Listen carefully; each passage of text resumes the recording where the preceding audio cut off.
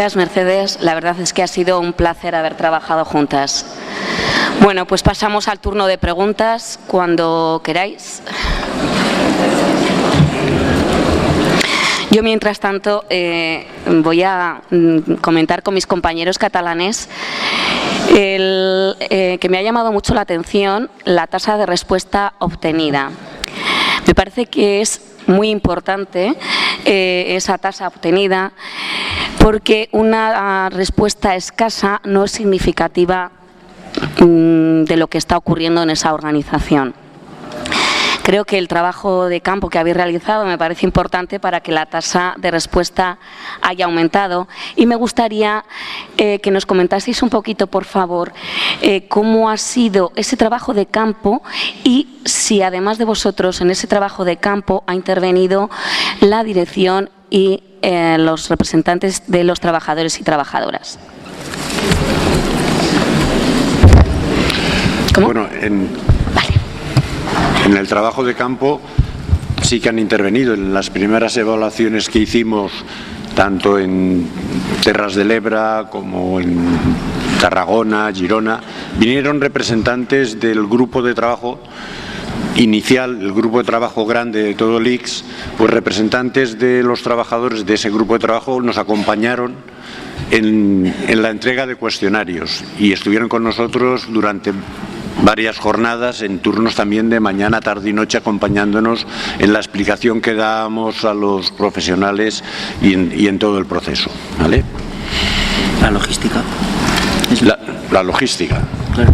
Bueno, la logística es que nos instalábamos, si íbamos a Tortosa, nos instalábamos en un hotel de Tortosa cercano al hospital donde teníamos que trabajar. Íbamos por la mañana, poníamos las urnas, porque nosotros entregábamos el cuestionario y lo dejábamos una semana para que pudieran contestar el cuestionario, se lo llevaban a casa y lo podían contestar. Dejábamos unas urnas puestas en lugares que no correspondieran ni a dirección ni a sitios donde se pudiera identificar con que estabas presionando alguna cosa, sino que se dejaban o bien en los office o bien en sitios, en taulells, en mesas que no tuvieran un acceso, por ejemplo, del público, o que no pudieran ser manipuladas. De todas formas, nosotros pasábamos cada noche, cuando íbamos al centro, recogíamos lo que estaba contestado y nos lo llevábamos y dejábamos realmente otra vez la urna vacía. Teníamos mucho cuidado en este aspecto, en intentar que estuvieran el menos tiempo posible dentro de las urnas. Una vez teníamos recogidos los cuestionarios, que ya habíamos pasado por todos los centros, pues de vuelta hacia el centro de trabajo, sacábamos los cuestionarios, los poníamos bien y los leíamos por lectura óptica.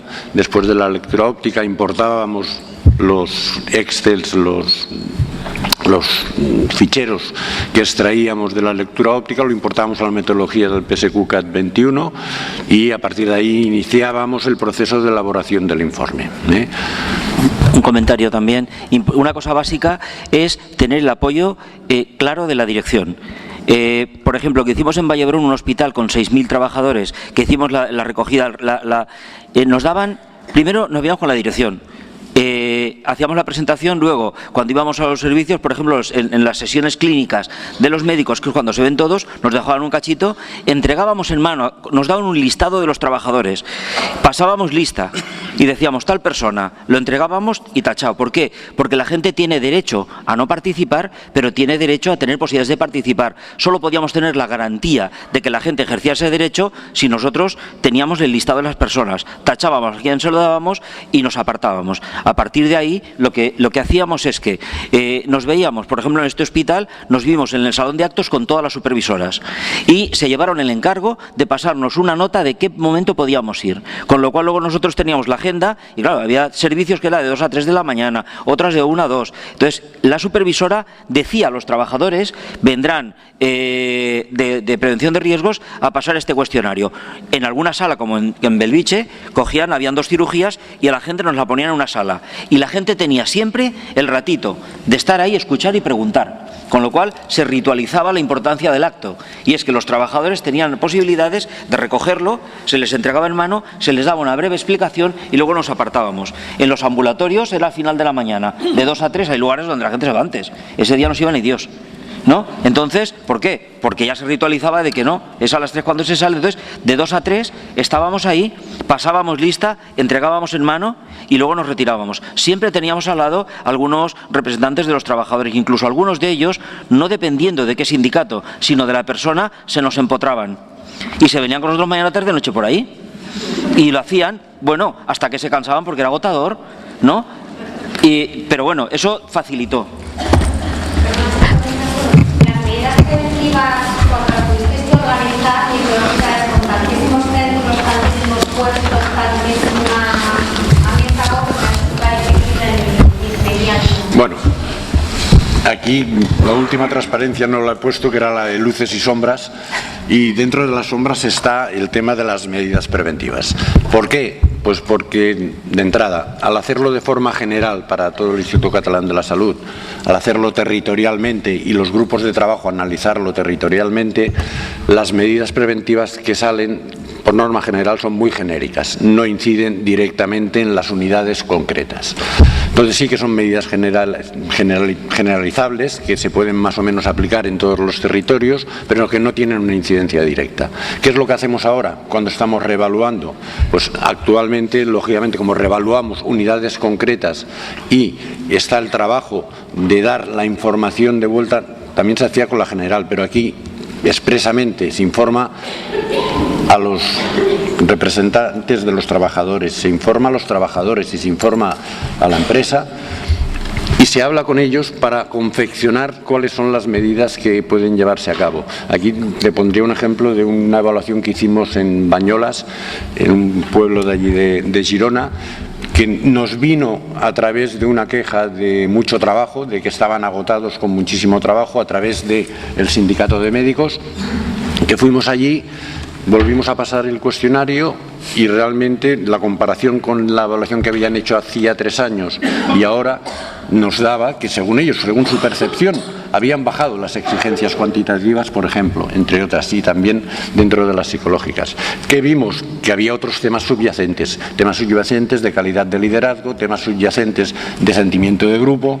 A partir de aquí, ¿qué hicimos? Devolvimos esta información con lo que nosotros pensábamos, se creó un grupo de trabajo con los profesionales, con representantes, lógicamente, de los trabajadores que también trabajaban allí, con la dirección, y ellos mismos analizaron dimensión por dimensión qué es lo que pasaba. Y ellos mismos propusieron qué es lo que tenían que hacer para mejorar.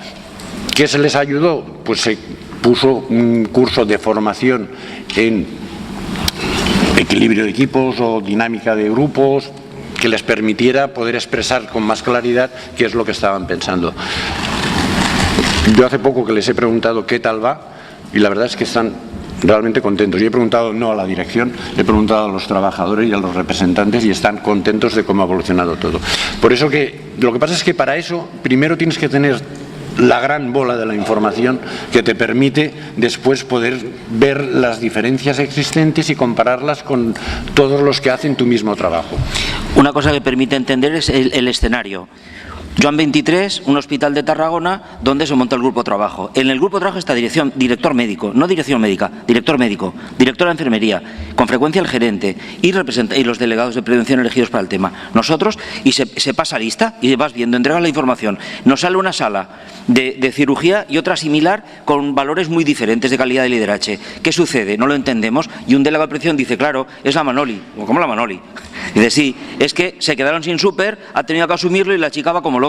Y entendimos eso y no pasó nada, pero poder verbalizarlo, eso ayuda. Otro tema también, nosotros no externalizamos. Cuando hacemos la evaluación de riesgos, el grupo de trabajo que comentamos, permitimos que la gente, creamos el escenario para que la gente pueda hablar entre sí. En ocasiones la gente no puede hablar aunque esté todo el día junta, tienes que crear el escenario. Al crear el escenario, la gente dijo cosas, algunas casi se ponían a llorar, allí en medio, ¿no?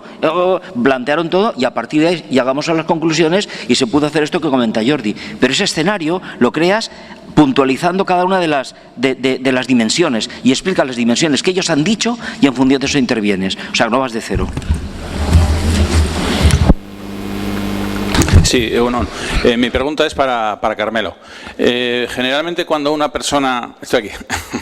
Cuando una persona acude como paciente a donde un psiquiatra, suele venir remitido por la medicina asistencial como enfermedad común, casi nunca como una enfermedad profesional o por motivo del trabajo. Esa persona, después de pasar todo el tratamiento, ya sea con psicoterapia, con fármacos, con lo que sea, se le vuelve a dar el alta, pero no se ha intervenido en ningún caso en el principio de que le ha provocado, digamos, esas lesiones, ¿no? Entonces, yo os quería preguntar, a ver si tanto Salán como desde psiquiatría, ¿sabéis o tenéis alguna opción de visualizar si esas personas, una vez que se reincorporan otra vez al mundo laboral, a su puesto de trabajo, sufren recaídas o al cabo de unos años vuelven a sentirse otra vez quemadas, estresadas, con cuadros de ansiedad y depresión? Incluso si vuelven a pasar por psiquiatría o sencillamente pasando otra vez por el médico de cabecera, como tú ya tuviste este cuadro y te recetaron esto, te vuelvo a recetar esto. A ver si tenéis algún dato o desde Osalan existe alguna opción de poder intervenir en esos casos.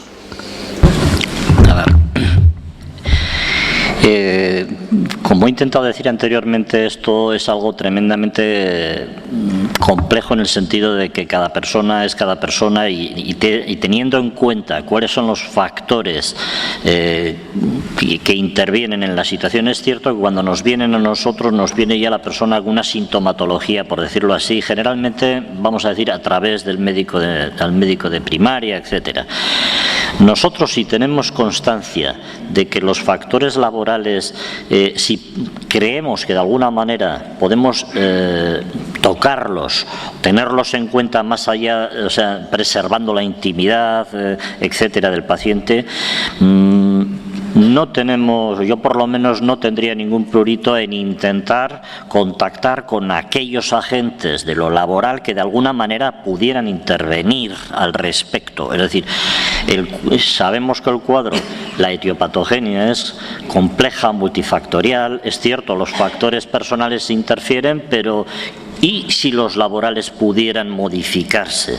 Bueno, pues se intenta tenerlos en cuenta y si hay que ponerse en contacto con alguien se habla y obviamente se intenta tener un seguimiento. Es decir, lo que huimos o huyo es del simplicismo, es decir, de la actuación médica en lo concreto a lo sintomático. Como tienes insomnio, toma un hipnótico. Como tienes un ansiolítico, como tienes ansiedad, toma un ansiolítico y si estás deprimido, un antidepresivo. Es decir, no somos tan simplones, tenemos en cuenta ver qué características tiene esta persona y qué capacidad de poder manejar tiene, y desde el ámbito de lo laboral, del grupo de trabajo, del ámbito de trabajo, ¿existe alguna manera de poder hacer algo a ese respecto? ¿Podemos de alguna forma poner eso en marcha? Si creemos que podemos hacerlo, lo hacemos, ¿eh? O sea, yo personalmente lo he hecho en casos, hablando con los responsables, con quien fuera, por si de alguna manera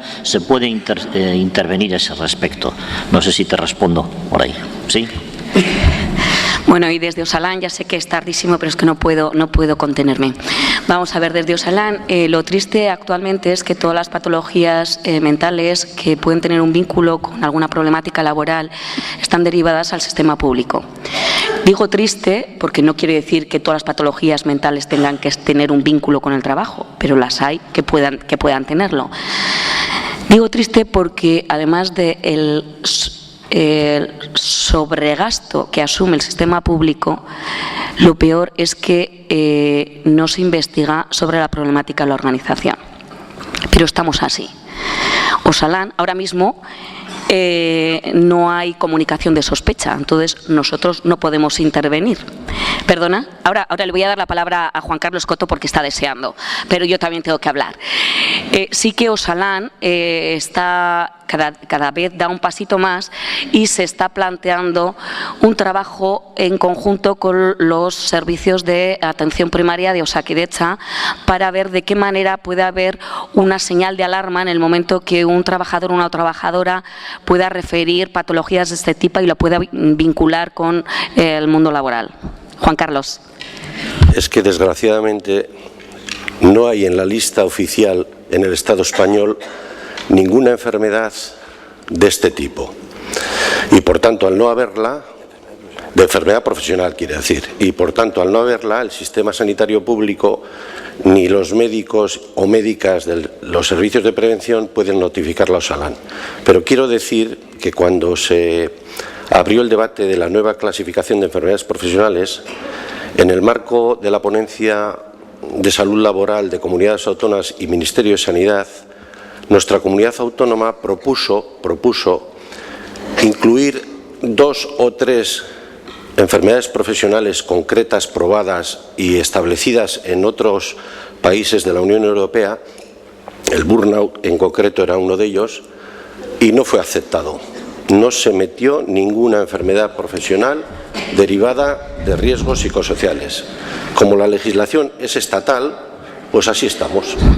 Esperemos que pronto de la Unión Europea venga la presión para que se metan. También deciros que en Osalan los casos que nos llegan son declarados por un tribunal superior, un tribunal, como accidente laboral. Y los casos que tenemos desde el 2012 que llevamos trabajando en esta disciplina, pues son muy poquitos. Por aquí también teníamos una pregunta, perdona. Sí, hola. Bueno, yo irá para Carmelo y luego tengo otra para Narciso y el compañero, que se me ha olvidado el nombre, Jordi. Vale. A ver, antes, Carmelo, has comentado sobre el burnout que era mental, físico y emocional. El mental se solapa con lo emocional. Luego también, en otra definición, se habla del profesional o trabajador. Yo a veces tengo esa duda de que hacemos siempre la distinción entre profesional y trabajador. También se solapan, sobre todo cuando hoy en día parece que puede ser profesional, no trabajar, un vago, no, sí, porque hay veces parece que si no vas a tope en el trabajo no eres bueno y eres un vago, o sea, hay que andar estresado en esta vida. Y luego otra cosa que veo es que este trabajo que está feminizado muchas veces, cuando tenemos ansiedad o en vez de decirlo que es por el trabajo, claro, somos mujeres. Y entonces queremos conciliar vida laboral, vida familiar, tal. No sé si esto también lo trabajáis en la perspectiva de género. Eso para Carmelo. Y luego, por otro lado, Narciso, has hablado antes de un libro sobre la nocturnidad. Me parece, no lo he podido apuntar porque has empezado rapidísimo. No, el de Cardinali no, otro. Has comentado nada más empezar. Esa una. Otro, el primer ítem, lo de doble presencia, no entiendo lo que es. ¿Y cuándo está hecho ese estudio? Si está hecho antes de la crisis, durante la crisis, ¿habéis notado diferencias? Porque nos da la impresión aquí que el sanitario somos los patitos feos de la administración pública. Ahora mismo andamos, que esto ya me meto en plan trabajador, que si el resto del mundo tiene los días de antigüedad, a nosotros no nos dan, tal, o sea, somos la mayor empresa y la verdad que el servicio sanitario, tanto público como privado, como diputación, somos los patitos feos, me parece. Ya está. A ver, intentaré responderte primero a la primera parte de tu pregunta. Con las definiciones, con lo que he intentado dar a entender con las definiciones es que no hay una definición uniforme ni consensuada de una manera definitiva. Mi perspectiva es que evidentemente se puede generalizar a toda persona que desarrolla una actividad, vamos a decir, laboral. Daba a entender que si bien el concepto se desarrolló en el marco desde lo sanitario, luego se fue extendiendo a la educación, etcétera, etcétera, y en realidad a cualquier ámbito en el cual se desarrolle una actividad laboral. Es decir, yo creo que debería de ser generalizable en última instancia. Con respecto a la perspectiva del género, hombre, yo desde mi microcosmos, es decir, en ese sentido, mi labor de tratamiento a las personas que vienen afectadas por todo este tipo de problemática en los aspectos, vamos a decir, psicopsiquiátricos, obviamente las características de género son claras, es decir, no es que haya programas específicos. Nosotros trabajamos paciente a paciente, pero obviamente, claro que cuando tú estás haciéndote a la idea de que la persona que tienes delante, uno de los elementos fundamentales, pues, obviamente es la perspectiva de género. Vamos, me parecería... Que muchas veces dicen que la ansiedad no es por culpa del trabajo, sino porque queremos llegar a todo. Hombre, eso A ver, yo creo que eso depende de cada persona. Intentaba dar a entender antes que pues existe un amplio espectro entre las cuales unos, la problemática tiene muchísimo que ver con sus características personales, entre las cuales el ser hombre o mujer, estar casado o no, tener hijos o no, etcétera, etcétera, va a tener en cuenta y puede pesar un huevo teniendo en cuenta también los aspectos del tipo de trabajo que tenga, etcétera, etcétera. Y otras personas en el otro ámbito, pues va a pasar que independientemente de que sea hombre o mujer o qué tal y qué cual, resulta que las características del tipo de trabajo, etcétera, pues sean demoledoras y va a desarrollar un cuadro de estas características. Nosotros, cuando nos vemos con una persona delante, lo que intentamos es ver ese tipo de factores, de qué manera están presentes, individualizándolos y a ver qué podemos hacer o qué puede hacer esa persona con ese tipo de factores específicos en cada cual. No hay, si es a lo que te referías, un tipo de protocolo específico, de abordaje específico con respecto a ni siquiera al género. Otra cosa es que los profesionales lo tenemos que tener presente y patente, pues porque sí. Bueno, muchísimas gracias. Ya lo siento, creo que no tenemos tiempo a más. Por favor. Perdón, sí. Perdón. Contesto a la última parte, antes o después de la crisis. Nosotros acabamos la evaluación global del ICS en el 2010-2011 y a partir de ese momento, cuando se plantearon reevaluaciones, había un miedo terrible por decir, anda, que si nos han salido mal, verás tú cómo nos salen ahora. Vale, pues todas las que hemos hecho, yo hemos hecho unas cuantas, por norma general los resultados han mejorado con respecto a la que se había hecho anteriormente. ¿Dónde ha empeorado? En una dimensión concreta, la inseguridad. En la inseguridad, donde se valora los cambios de trabajo, el tener empleo, el cambio de turno, el cambio de horario, ha empeorado respecto a las evaluaciones anteriores, pero incluso las cuantitativas, en muchos de los sitios donde se han valorado, han mejorado. A lo mejor también ha bajado la cantidad asistencial que tenías que recibir, pero la realidad es esta, que los parámetros son menores. Doble presencia. En el tema de la doble presencia que has comentado antes. Ahí el libro, igual es un poco antiguo porque nos pidieron un artículo de la Asociación Española de Anestesia y Reanimación de Cronobiología y hace un siglo, se llama Introducción a la Cronobiología, de un tal Cardinali. Igual ellos conocen algo más actualizado. Yo hace que no leo nada de eso hace un siglo. Y luego doble presencia.